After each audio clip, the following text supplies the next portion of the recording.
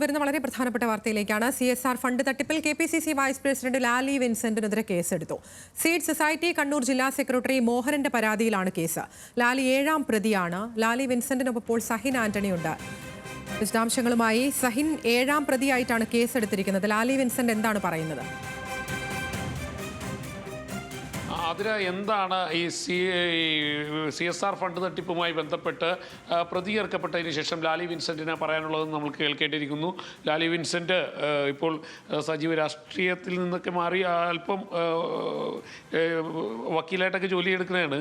ഈ സമയത്താണ് ഒരു കേസിൽ പ്രതിയായിരിക്കുന്നത്. അറിഞ്ഞോ CSR ഫണ്ട് തട്ടിപ്പ് കേസിൽ പ്രതിയാക്കിയിരിക്കുന്നു എന്നുള്ളതാണ്? 7ാം പ്രതിയാണ്. മാധ്യമങ്ങളിൽ നിന്നാണ് അറിയുന്നത്. എന്നോട് പോലീസ് വിളിക്കുകയോ സംസാരിക്കുകയോ ചെയ്തിട്ടില്ല. എന്തിനാണ് എന്നെ പ്രതിയാക്കിയത് എന്നുള്ളത് ഞാൻ പോലീസിൽ നിന്ന് കേൾക്കേണ്ടി വരും.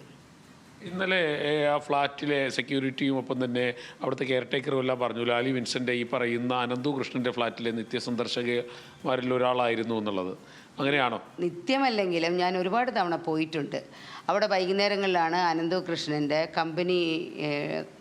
Company means Ananthu Krishnan business ചെയ്യുന്ന വണ്ടികളുടെ കമ്പനികളുടെ യമഹ, TVS, ഹോണ്ട മുതലായ കമ്പനികളുടെ എക്സിക്യൂട്ടീവുകൾ ചർച്ചയ്ക്ക് വരുന്നത്.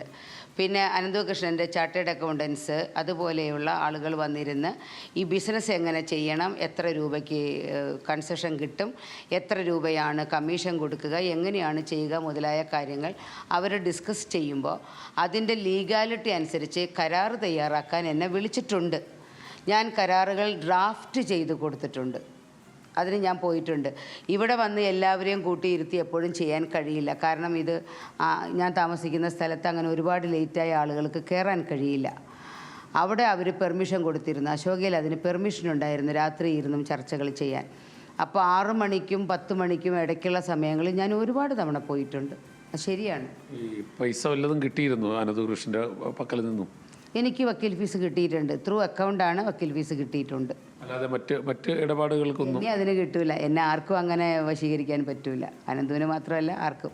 അങ്ങനെയായിരുന്നെങ്കിൽ ഞാൻ രാഷ്ട്രീയത്തിലും വക്കീൽ പണിയിലും മറ്റു പല രീതിയിലും എന്തെല്ലാം തെറ്റുകൾ ചെയ്തു വളരാമായിരുന്നു. ഞാൻ ഒരു തെറ്റുകൾക്കും നിന്നിട്ടില്ല. പലരും പല തെറ്റുകളിലൂടെ കടന്നുപോയി വളർന്നപ്പോഴും തെറ്റുകളിലൂടെ വളരൂല എന്ന് എനിക്ക് തീരുമാനമുണ്ട്. ഇയാളൊരു തട്ടിപ്പുകാരനാണെന്ന് ഏതെങ്കിലും ഘട്ടത്തിൽ തോന്നിയിരുന്നു? സത്യത്തിൽ അവനെ ചതിക്കുകയല്ലേ ചെയ്തേ, വളരെ പേർ ചേർന്ന്. അവനൊരു ബലിയാടാവുകയല്ലേ ചെയ്തേ. CSR ഫണ്ട് കൊണ്ടുവരുമെന്ന് പറഞ്ഞ് പ്രോജക്റ്റ് ഉണ്ടാക്കിയത് ആരായിരുന്നു?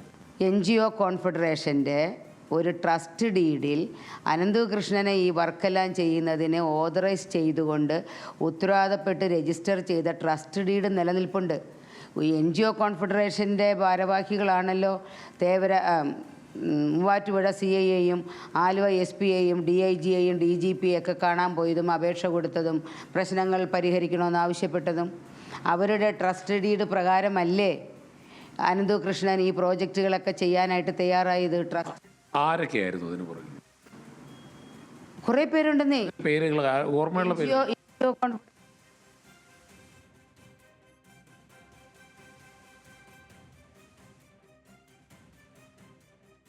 CSR ഫണ്ട് തട്ടിപ്പുമായി ബന്ധപ്പെട്ടാണ് ഇപ്പോൾ KPCC വൈസ് പ്രസിഡന്റ് ലാലി വിൻസെന്റിനെതിരെ കേസെടുത്തത്. ലാലി വിൻസെന്റ് ആണ് നമ്മളോട് പ്രതികരിച്ചുകൊണ്ടിരിക്കുന്നത്.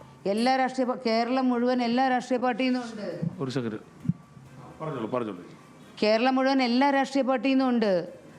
കോൺഗ്രസ് പാർട്ടിയെ ആക്ഷേപിച്ചുകൊണ്ട് മാർക്സിസ്റ്റ് പാർട്ടി പറയുന്നുണ്ടല്ലോ. മാർക്സിസ്റ്റ് പാർട്ടിയിൽ വളരെ പേരുണ്ട്, BJP ഉണ്ട്, എല്ലാവരും ഉണ്ട്. ഇത് ഞാൻ ഒരുപക്ഷെ അറിയുമെന്നും പറയുമെന്നും മനസ്സിലാക്കിയിട്ടാണോ എന്നെ പ്രതിയാക്കിയത് എന്ന് എൻ്റെ കുട്ടികൾ ഭയപ്പെടുന്നുണ്ട്. അവർ അമ്മയെ വല്ലതും ചെയ്തു കളയുമോ, അമ്മയെ കൊന്നുകളയുമോ എന്നൊക്കെ എൻ്റെ മക്കളെന്നോട് ചോദിക്കുന്നുണ്ട്. ഇല്ല, ഇതുവരെ ഇല്ല. എനിക്കൊന്നും അറിയില്ല. കാരണം അനന്തകൃഷ്ണൻ്റെ ഇത്തരം കാര്യങ്ങളിൽ നിയമോപദേശം കൊടുത്ത ആളെന്നുള്ള നിലയിൽ അനന്തകൃഷ്ണൻ്റെ ഈ ഉപദ്രവിച്ച ആളുകളെക്കുറിച്ച് എനിക്കറിയാമല്ലോ. NGO കോൺഫെഡറേഷൻ്റെ പ്രോജക്റ്റായി അനന്തകൃഷ്ണനെ പദ്ധതികൾ നടത്താൻ ഉത്തരവാദപ്പെടുത്തിയിട്ട് പിന്നെ അവരിൽ നിന്ന് അനന്തകൃഷ്ണന് മാറി നിൽക്കേണ്ട സാഹചര്യമുണ്ടായില്ലേ? കേരളം മുഴുവനുള്ള രാഷ്ട്രീയ പാർട്ടികളുടെ മുഴുവൻ സംഘടനകളുടെയും സീഡിൻ്റെയും NGOസിൻ്റെയും ഒക്കെ പദ്ധതികൾക്കാണല്ലോ ഈ പണസമാഹരണവും വിതരണവും ഉണ്ടായത്. പോലീസ് കണ്ടുപിടിക്കട്ടെ. എനിക്ക് എല്ലാവരെയും അറിയില്ല. ഞാൻ കുറേ പേരെ കണ്ടിട്ടുണ്ട്, പല പരിപാടികളിലും ഞാൻ കുറേ പേരെ കണ്ടിട്ടുണ്ട്. അത് ഞാൻ പോലീസിനോട് പറഞ്ഞോളാം. കുറേ പേരുണ്ട്. അപ്പോൾ ഇതറിയുന്ന എന്നെ കേസിൽ കുടുക്കി രാഷ്ട്രീയ പ്രേരിതമായി എന്നെ കേസിൽ കൊടുക്കുകയോ അല്ലെങ്കിൽ അനന്തകൃഷ്ണന് വേണ്ടി ഞാൻ കോടതിയിൽ ഹാജരായി കേസുകൾ മുഴുവൻ കോടതിയിൽ തെളിയിക്കുമെന്ന് ഭയപ്പെട്ടിട്ടോ എന്തുകൊണ്ടാണ് എന്നെ പ്രതിയാക്കിയതെന്ന് എനിക്ക് വലിയ സംശയം. രാധാകൃഷ്ണൻ അടക്കമുള്ള നേതാക്കളൊക്കെ ഉണ്ടായിരുന്നു, കണ്ടിരുന്നു. ഞാൻ രാധാകൃഷ്ണനെ ഒരുപാട് തവണ അനന്തുവിൻ്റെ ഫ്ലാറ്റിൽ കണ്ടിട്ടുണ്ട്. അവരുടെ ബിസിനസ് ഞാൻ സംസാരിച്ചിട്ടില്ല, ഞാൻ അവരുടെ എഗ്രിമെൻറ്റ് വെച്ചിട്ടില്ല. കാരണം ഈ രാധാകൃഷ്ണൻ്റെ പ്രോജക്റ്റുകൾ കഴിഞ്ഞതിന് ശേഷമാണ് ഈ എഗ്രിമെൻറ്റുകൾ വയ്ക്കുന്ന കാര്യം അനന്തു എന്നോട് ആവശ്യപ്പെടുന്നത്. പക്ഷേ രാധാകൃഷ്ണനുമായി വലിയ സംഖ്യയുടെ ഇടപാടുണ്ടായിരുന്നു. ധാരാളം രൂപ എന്താ പറയുക, സൈൻ എന്ന് പറയുന്ന ചാരിറ്റബിൾ ട്രസ്റ്റ് മുഖാന്തിരം രാധാകൃഷ്ണൻ അനന്തുവിൻ്റെ കമ്പനിയുമായി ബിസിനസ് ചെയ്യുകയും തിരിച്ച് അതിൻ്റെ ഇടപാടുകൾ ചെയ്യുകയും ഒക്കെ ചെയ്തിട്ടുണ്ട്. അത് വളരെ ഫെയറായിരുന്നു, ലീഗലായിരുന്നു. കാരണം അതിനെക്കുറിച്ച് ഞാൻ മനസ്സിലാക്കിയത് വളരെ ഫെയർ ഡീലിംഗ് ആയിരുന്നു. അത് BJPയുടെ രാധാകൃഷ്ണൻ്റെ ഈ പദ്ധതി വളർന്നു വന്നതിൽ ചിലർക്കുണ്ടായ അസഹിഷ്ണുത പോലും ഈ സംഭവങ്ങളുടെ പിന്നിലുണ്ടോ എന്ന് അനന്തകൃഷ്ണൻ സംശയിക്കുന്നതായിട്ട് എന്നോട് പറഞ്ഞിട്ടുണ്ട്. അതായത് BJPക്കാർ തന്നെ ഇത് പൊട്ടിച്ചത് എന്നാണോ? എനിക്ക് കൃത്യമായി പറയാനറിയില്ല. പ്രമീള ദേവി അനന്തകൃഷ്ണനെ കാണാൻ വന്നിട്ടുണ്ടായിരുന്നു. അവർ തമ്മിലും ബിസിനസ് പ്ലാൻ ചെയ്യുന്നുണ്ടായിരുന്നു. പിന്നെ കേരളം മുഴുവനുള്ള ബ്ലോക്ക് പഞ്ചായത്തുകൾ, മുനിസിപ്പാലിറ്റികൾ, കോർപ്പറേഷനുകൾ, അങ്ങനെ എല്ലാ നെറ്റ്വർക്കിലുമുള്ള എല്ലാ രാഷ്ട്രീയ പാർട്ടിയുടെ ആളുകളുമായും ഈ സീഡ് മുഖാന്തരം പണസമാഹരണവും വാഹന വിതരണവും എല്ലാം ഉണ്ടായിട്ടുണ്ട്. പണമൊക്കെ എങ്ങോട്ട് പോയി അനന്തകൃഷ്ണൻ ചോദിച്ചില്ലേ? പണം പോയതെല്ലാം അക്കൗണ്ടിലുണ്ട്, വന്നതും പോയത് അക്കൗണ്ടിലുണ്ട്. അതുകൊണ്ടാണല്ലോ ഈ പരാതി കിട്ടി 5 മാസവും പോലീസ് അറസ്റ്റ് ചെയ്യാതിരുന്നത്. കാരണം പോലീസ് അനന്തകൃഷ്ണൻ്റെ അക്കൗണ്ട് ഫ്രീസ് ചെയ്തെങ്കിലും പോലീസ് നോക്കുമ്പോൾ 1 രൂപയുടെ പോലും കള്ളക്കണക്കില്ല. കൃത്യമായ കണക്ക് അക്കൗണ്ടുകളിൽ വന്നതുകൊണ്ട് ഒരു വിഭാഗത്തിന് വാഹനങ്ങളും ലാപ്ടോപ്പുകളും ലഭിച്ചപ്പോൾ മറുവിഭാഗത്തിന് കൊടുക്കാനുള്ള CSR ഫണ്ട് കിട്ടാൻ വൈകിയതുകൊണ്ട് ഉണ്ടായ കാലതാമസമാണ്. CSR ഫണ്ട് വല്ലതും കിട്ടിയിട്ടുണ്ടോ? എത്ര രൂപ കിട്ടിയിട്ടുണ്ടോ? അതായത് ഈ സത്യസായി ട്രസ്റ്റിൻ്റെ ആനന്ദകുമാർ പങ്കെടുത്ത പരിപാടികളും അവർ തമ്മിൽ പ്രവർത്തിച്ച പരിപാടികളിലും കമ്പനികളുടെ അനന്തകുമാർ ഇതിലുണ്ടായിരുന്നു. അനന്തകുമാറാണല്ലോ അവരുടെ ട്രസ്റ്റിൻ്റെ ചെയർപേഴ്സൺ. ഞാൻ അതൊക്കെ കണ്ടിട്ടാണല്ലോ വക്കീലാകുന്നത്. വക്കീലാകാൻ ഞാൻ ഏറ്റെടുക്കുന്ന അതൊക്കെ കണ്ടിട്ടാണല്ലോ. അനന്തകുമാറാണ് ട്രസ്റ്റിൻ്റെ ചെയർപേഴ്സൺ. പിന്നെ 1-2 കമ്പനിക്കാർ എൻ്റെ അടുത്ത് തന്നെ എന്നോട് പറഞ്ഞിട്ടുണ്ട് ആനന്ദകുമാറിൻ്റെ പ്രോജക്റ്റുകളിൽ അവരെ CSR ഫണ്ട് മുഖാന്തിരം അവിടെ സൗകര്യങ്ങൾ ചെയ്തു കൊടുത്തിട്ടുണ്ട്. അന്നേരം അനന്തകൃഷ്ണൻ ഉണ്ടായിരുന്നു. പ്രധാനമന്ത്രിക്ക് അപ്പോയിൻമെൻ്റ് എടുത്ത് ആനന്ദകുമാറും അനന്തകൃഷ്ണനും കാര്യങ്ങൾ സംസാരിച്ചിട്ടുണ്ടല്ലോ. ആരായിരുന്നു പ്രധാനമന്ത്രിക്ക് അപ്പോയിൻമെൻ്റ് എടുത്ത് കൊടുത്തല്ലോ അറിയോ? അത് ആനന്ദകുമാർ ആയിരിക്കില്ലേ? തിരുവനന്തപുരത്ത് വെച്ചല്ലേ സംഭവിച്ചത്? സത്യസായി ട്രസ്റ്റിൻ്റെ ആനന്ദകുമാർ അല്ലേ? അതെ, അവർ തമ്മിലുള്ള ഫോട്ടോസ് ഞാൻ പറയേണ്ട കാര്യമില്ലല്ലോ, ഇതെല്ലാം സോഷ്യൽ മീഡിയയിലുണ്ടല്ലോ. പിന്നീട് ആനന്ദകുമാറും അനന്തകൃഷ്ണനും തമ്മിൽ അഭിപ്രായ വ്യത്യാസമുണ്ടായി. പക്ഷേ NGO കോൺഫെഡറേഷൻ്റെ മറ്റുള്ളവർ അനന്തകൃഷ്ണൻ്റെ കൂടെ ഉണ്ടായിരുന്നു. ഇപ്പോൾ ഉണ്ടോ എന്ന് എനിക്കറിയില്ല. അവർ CIനെ കണ്ടിട്ടുണ്ട്, SP കണ്ടിട്ടുണ്ട്, IG കണ്ടിട്ടുണ്ട്, DIG കണ്ടിട്ടുണ്ട്. അങ്ങനെ അപ്പോൾ അവരെല്ലാവരും ഈ ഫണ്ട് ജനറേറ്റ് ചെയ്യുന്നതിന് സാവകാശം ചോദിച്ചിട്ടുണ്ടായിരുന്നു. CSR ഫണ്ട് വരുമായിരുന്നു എന്നാണ് ഞാനും വിശ്വസിച്ചത്. TVS കമ്പനിയുടെയും ലെനോവ കമ്പനിയുടെയൊക്കെ ഉത്തരവാദപ്പെട്ട ആളുകളുമായി ഡിസ്കഷൻ നടത്തുമ്പോൾ ഞാൻ ഉണ്ടായിരുന്നു. അവർ പറഞ്ഞിരുന്നു കൃത്യമായ പ്രോജക്റ്റുകൾ NGOs നൽകിയാൽ CSR ഫണ്ട് തരുന്നതിനെ ശ്രമിക്കാമെന്ന് റെക്കമെൻഡ് ചെയ്യാമെന്ന് ആ കമ്പനികൾ പറഞ്ഞിരുന്നു. ഇതെനിക്കറിയാം. പൈസ മുഴുവൻ വന്നു പോയതിനൊക്കെ തെളിവുണ്ടെന്ന് പറയുന്നു.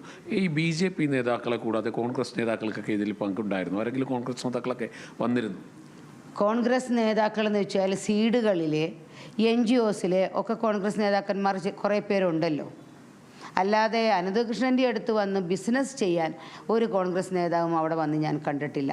പക്ഷേ ലോക്കലായിട്ടുള്ള നേതാക്കന്മാരുടെ സീഡുകളും NGOസും ഒക്കെ ഈ പദ്ധതിയെ വിശ്വസിച്ച് പണമിട്ടവരാണ്. ലേ മെറിഡിയനിൽ വലിയ സമിറ്റാണ് നടന്നത്. അത് ഡൽഹിയിൽ നിന്നുള്ള വലിയ പ്രമുഖരുണ്ടായിരുന്നു, എല്ലാ രാഷ്ട്രീയ പാർട്ടിക്കാരും ഉണ്ടായിരുന്നു. ഞാൻ ആശംസ പറയാൻ ക്ഷണിക്കപ്പെട്ട ആളാണ്. ആരൊക്കെ ഉണ്ടായിരുന്നു? ഓർമ്മയിൽ അന്ന് ഡൽഹിയിൽ നിന്നൊക്കെ കുറേ പേര് കമ്പനികളുണ്ടായിരുന്നല്ലോ, എത്രയോ കമ്പനികളുണ്ടായിരുന്നു. നമ്മുടെ കേരളത്തിൽ നിന്ന് ആരൊക്കെ ഉണ്ടായിരുന്നു രാഷ്ട്രീയ നേതാക്കൾ? കുറേ പേരുണ്ടായിരുന്നു. ഒന്ന് നെറ്റിൽ സെർച്ച് ചെയ്താൽ കിട്ടും, അതല്ല എല്ലാ നെറ്റിലും ഉണ്ട്. അവർക്കൊരു സൈറ്റുണ്ട്, ആ സൈറ്റിലെല്ലാം ഉണ്ട്. അപ്പോൾ ഞാൻ ആശംസ പറയാൻ പോയിട്ടുണ്ട്. അന്നേരം പ്രമുഖ കമ്പനികൾ, ഏറ്റവും പ്രധാനപ്പെട്ട കമ്പനികളുടെ റെപ്രസെൻറ്റേറ്റീവ്സ് ഉണ്ടായിരുന്നു. ഈ എൻ രാധാകൃഷ്ണൻ സത്യസന്ധമായാണ് ബിസിനസ് നടത്തിയെന്നൊക്കെ പറയുന്നുണ്ട്. വലിയ എമൗണ്ടിൻ്റെ പണമിടപാടാണ് നടന്നിരിക്കുന്നത് അല്ലേ? വലിയ എമൗണ്ടാണ്, വലിയ എമൗണ്ട്. അത് അവരുടെ സീഡുകൾ വഴി വന്നതാ, അവരുടെ സീഡുകൾ വഴി വന്നു. ഇവരുടെ ഞാൻ ആ കോൺട്രാക്റ്റ് വെച്ചിട്ടില്ല, അത് എന്നെക്കൊണ്ടല്ല ചെയ്യിച്ചത്. അതിന് ശേഷമാണ് എന്നോട് അനന്തകൃഷ്ണൻ അതൊന്ന് ബാക്കിയുള്ള കാര്യങ്ങളെല്ലാം ചെയ്തു കൊടുക്കുമോ എന്ന് ചോദിക്കുന്നത്. നിരന്തരം വരാറുണ്ടായിരുന്നു അല്ലേ? ഞാൻ അവിടെ വെച്ച് കണ്ടിട്ടുണ്ട്, പലതവണയും കണ്ടിട്ടുണ്ട്. കൃത്യമായി പറഞ്ഞാൽ 3 തവണ കണ്ടിട്ടുണ്ട്. 3 തവണ കണ്ടിട്ടുണ്ട്. അതെല്ലാം ബിസിനസ് സംസാരിക്കാൻ വന്നു. അതെനിക്കറിയില്ല, അവർ മാറിയെന്നാണ് സംസാരിക്കാറ്. എൻ്റെ നേരെ എന്തുണ്ട് ചേച്ചി വിശേഷം എന്ന് പറയലല്ലാതെ ബിസിനസ്സിലൊന്നും കൂട്ടാറില്ല. ഞാനൊരു ബിസിനസ്സിൽ ഇടപെടില്ല. ഞാൻ ഇന്ന് വരെ ഇപ്പോഴും എനിക്ക് അത്ഭുതം തോന്നണ അതാണ്. എനിക്ക് ഒരു ബിസിനസ് ഇവരുടെ അറിയില്ല. ഞാൻ ഈ ബിസിനസ്സിനെ കുറിച്ച് ആദ്യമായി കൃത്യമായി മനസ്സിലാക്കുന്നത് ഏറ്റവും ആദ്യത്തെ ഒരു പരാതി മൂവാറ്റുപുഴ പോലീസ് സ്റ്റേഷനിൽ വന്നപ്പോൾ എന്താണ് പരാതി എന്ന് അന്വേഷിക്കാൻ ഞാൻ മൂവാറ്റുപുഴ പോലീസ് സ്റ്റേഷനിൽ ചെന്ന് അവിടുത്തെ സബ് ഇൻസ്പെക്ടർ 1 മണിക്കൂറോളം ഇരുന്ന് എനിക്ക് ഈ കഥകൾ പറഞ്ഞു തന്നപ്പോഴാണ് ഇത്രയും കോടികളാണോ വരുന്നത്, ഇത്രയും കോടികളാണോ വരുന്നത്, ഇത്രയും കോടികളാണോ ചിലവാകുന്നത്. എനിക്ക് ഫീസ് കിട്ടിയിട്ടുണ്ട്, എൻ്റെ അക്കൗണ്ടിലുണ്ടല്ലോ, ഫീസ് കിട്ടിയിട്ടുണ്ട്. കാര്യമായിട്ടാണോ എന്ന് ചോദിച്ചാൽ ഞാൻ അങ്ങനെ ഫീസ് കുത്തിപ്പിടിക്കുന്ന ആളല്ല. പിന്നെ അദ്ദേഹം സബ് ഇൻസ്പെക്ടർ എന്നോടത് പറഞ്ഞപ്പോൾ ഞാൻ സബ് ഇൻസ്പെക്ടറോട് പറഞ്ഞിരുന്നു, ഞാൻ ഉപദേശിക്കാമെന്ന് പറഞ്ഞിരുന്നു. ഞാൻ അനന്തകൃഷ്ണൻ്റെ അടുത്ത് പറഞ്ഞു, ഇത്രയും കോടികളുടെ ബിസിനസ്സാണല്ലോ പറയുന്നത്, അതുകൊണ്ട് എല്ലാവരുമായി കൂടി ആലോചിച്ച് എങ്ങനെയെങ്കിലും പ്രശ്നം തീർക്കാൻ നോക്കാൻ ഞാൻ ഉപദേശിച്ചിരുന്നു. അത് കഴിഞ്ഞിട്ട് 5 പ്രശ്നം തീർക്കാൻ ഞാൻ ഉപദേശിച്ചിരുന്നു. 5 മാസം കഴിഞ്ഞല്ലോ ആ സംഭവം കഴിഞ്ഞിട്ട്. 5 മാസക്കാലവും NGO കോൺഫെഡറേഷൻ്റെ ഭാരവാഹികൾ പോലീസ് ഉദ്യോഗസ്ഥന്മാരെ കണ്ട് പരാതികൾ കൊടുക്കുകയും സാവകാശം ചോദിക്കുകയും അവർ തമ്മിൽ മീറ്റിങ്ങുകൾ കൂടുകയും ഒക്കെ ആയിരുന്നല്ലോ. BJP നേതാക്കൾ തന്നെ ഇത് പൊട്ടിച്ചതാണ് എന്ന് തോന്നാനുള്ള ഒരു കാരണം എന്തായിരുന്നു? അങ്ങനെ ഞാൻ ഇടയിൽ പറഞ്ഞിരുന്നു BJP വരെ അസൂയുള്ള ആരെങ്കിലും ഒക്കെ എന്തെങ്കിലും ചെയ്തതാണ് എന്ന് ഞാൻ കരുതുന്നുണ്ട്. എങ്കിലും രാധാകൃഷ്ണന് ഇതിൽ ഇടപെട്ടതുകൊണ്ടായിരിക്കാം ചിലപ്പോൾ ഒരു പക്ഷേ ആ അസൂയ വന്നിട്ടുണ്ടാവുമല്ലേ? അങ്ങനെ തോന്നാനുള്ള ഒരു കാരണം എന്താ?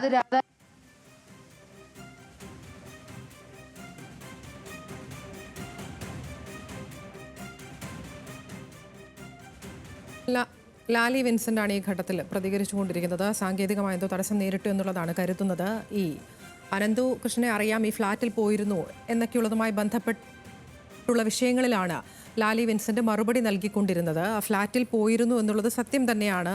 ഈ നിയമപരമായുള്ള സഹായങ്ങൾ ചെയ്തു കൊടുക്കാൻ ബിസിനസ്സുമായി ബന്ധപ്പെട്ട് പോയിരുന്നു എന്നുള്ളതും അതിന് റെമ്യൂണറേഷൻ എന്ന നിലയ്ക്ക് മറ്റു തരത്തിൽ വഴിവിട്ടല്ല, അതിന് റെമ്യൂണറേഷൻ എന്ന നിലയ്ക്കുള്ള പ്രതിഫലം കൈപ്പറ്റിയിരുന്നു എന്നും തുറന്നു പറയുകയാണ് ലാലി വിൻസെന്റ്. പറയുന്നതുപോലെ അതെല്ലാം അക്കൗണ്ട് ത്രൂ നടന്ന ട്രാൻസാക്ഷൻ ആണ് എന്നുമാണ് ലാലി വിൻസെന്റ് പറയുന്നത്.